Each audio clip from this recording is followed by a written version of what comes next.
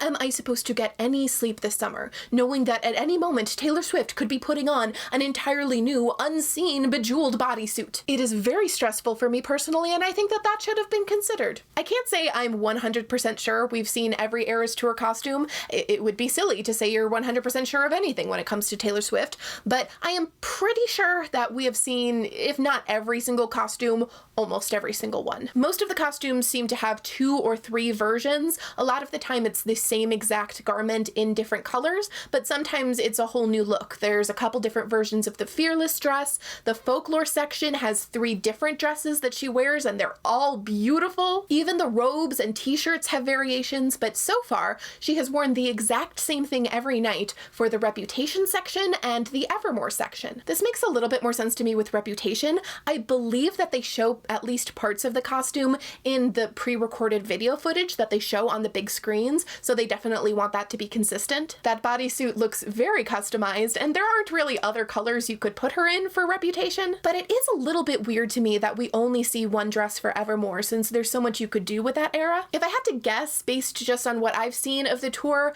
the reason there aren't variations might be because during Willow, when they wear those big green cloaks, the background dancers all have dresses that are the same color as Taylor's, and they want those to match. Regardless of the reason, Taylor has worn that dress every single show during some of the most shared parts of the show, so I have seen a lot of that dress and it has burrowed deep inside my brain. It is beautiful and it fits her like a dream, and the skirt is so big and swishy. So I am gonna make myself a dress inspired by that costume. I don't want to make an exact recreation of the dress. I want something that's a little more suited to me and something that I can wear in my everyday life. I definitely want to keep the color of the original costume, which is this beautiful, rich, mustardy orange. It's a little hard to get the exact shade because the color looks so different in different lighting and different pictures, but that's okay. I just kind of want to get close. The dress also has these really beautiful metallic gold details, and I'm not sure if I want to integrate any gold. It looks really beautiful on stage,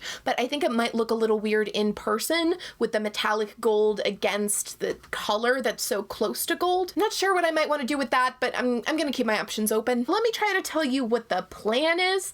We'll see how things shake out. I want to capture the overall silhouette of the costume with that fitted bodice and then the tiered skirt. The size of the skirt is maybe my favorite thing about the dress. The first time I saw a picture of it all swooshed out, like that's when I knew I had to make this. So I got some fabric that's nice and swishy and light, but still is textured in a way that I think is gonna look really nice. I have made a dress with this material before in a different color, and I liked it pretty well. It's fairly cheap, like poly blend, but I think it's gonna do really well. I'm gonna do my best to get the color on screen to be the same as the color of this in real life, but that's always a challenge for me. Compared to the color in most pictures, this is a little more towards the yellowy end of the spectrum. I am not totally sure I have enough fabric here. I got everything they had left, and it's about 4 yards in 2 pieces, which is definitely enough to make a dress like that. I'm just not sure it's enough for the kind of volume in the skirt that I want. So we'll see how far this gets us and then see if I want to buy some more or if I'm gonna compromise a little. The costume has this really adorable tiny ruffle right around the waist, which looks so cute on Taylor and which would drive me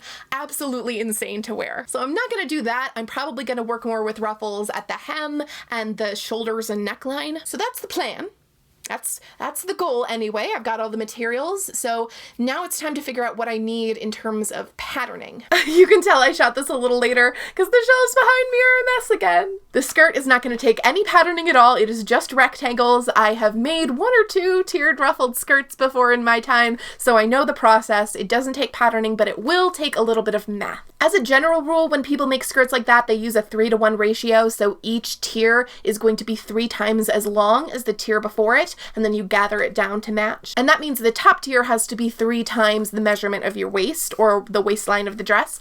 I am going to try to make it a little bit longer because I think that's a really good chance to get extra width and gather it down. I was able to find another 1.5 yards or so of that fabric, so I do have a little bit more to work with, but I'm still very limited in the amount of fabric I have for the skirt, and that's gonna have to dictate my measurements. I'm planning to do 3 tiers, and I want to pack in the volume in the top 2 tiers, and then the last tier can be a little more of a ruffle. That might even be like a 2.5 or 2-to-1 ratio, because that's really more for the flounce. It's not gonna give me too much extra swish. Now the top of the dress is going to need some proper for patterning. The concert costume looks really clean and simple, but there's a little more going on than immediately meets the eye, because in some of the close-up shots, you can see that there's some sort of structure or maybe underwire there under the bust, and it's like a cupped bodice. We're gonna get a little up close and personal, you know, uncomfortably talking about this lady's boobs, but you gotta look at what's there. There's a line of that pretty gold detailing that goes right down the center of the bust, and I think that's actually hiding a seam,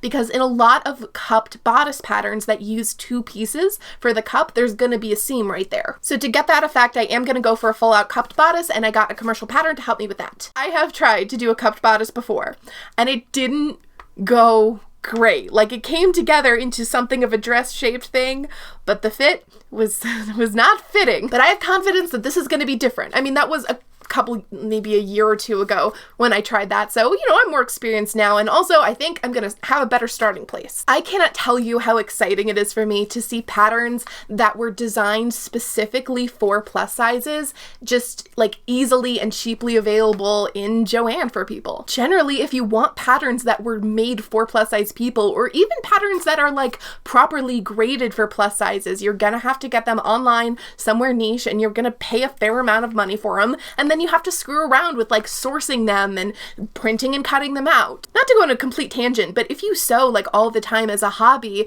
then that's not a big deal, you know, to find like an indie pattern maker and print and assemble the pattern yourself. But for somebody who's either a beginning sewist or they don't have a lot of time to devote to it, that's like a serious barrier to getting patterns, especially compared to people who are sewing straight-sized clothes, who can expect to walk into Joann on a weekend and walk out, you know, for $2 with a complete pattern with like 6 garments. And it's not that commercial patterns have a reputation for having the most amazing fit, even for straight sizes, but they're a really good starting place. So I was really excited to see this. I have tried some of the Mimi G patterns before, and they're like really good as far as a starting place for fit. So I think this is gonna work really well. This pattern is for a 2-piece set, so really I have just a bustier top, but that's okay because that waistline is basically where I want the waistline of my dress to fall. So I'll just do that as the bodice and then drop the skirt. What I was really excited to see in this pattern was the very wide and tall gore between the cups. The concert costume has a gore that sits basically flush against the chest, and I think that's the element for me that makes it look like it fits like an absolute glove. That's what gives the illusion that instead of waist area cup, it's like all one piece. You know, the neckline is completely smooth over the cups, over the gore, and then up to the shoulders. So if I use this pattern, and I think I'll probably raise up the gore even a little bit more, that will allow me to cut out that scoop neckline that seems perfect and continuous and just like one elegant line. Now this is a 3-piece cup, not a 2-piece cup, and I think it's gonna have to be that way because I've got a little more to deal with than Taylor Swift, so we're gonna need all the pieces we can get. But this pattern was designed to be able to be worn strapless, so I think it's gonna have a lot of good support built into the structure, so I'm optimistic. Let's go. So the cups on the bodice have 3 pieces each, and I've gone and cut those each out in 3 different layers, or I guess 4 different layers.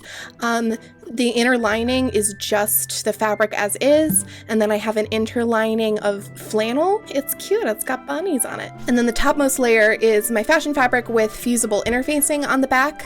I'm hoping that these layers are going to strike the right balance where it holds its shape and it doesn't pucker or wrinkle on me, but also that it'll still have a little bit of give and enough movement that I can get those nice curves.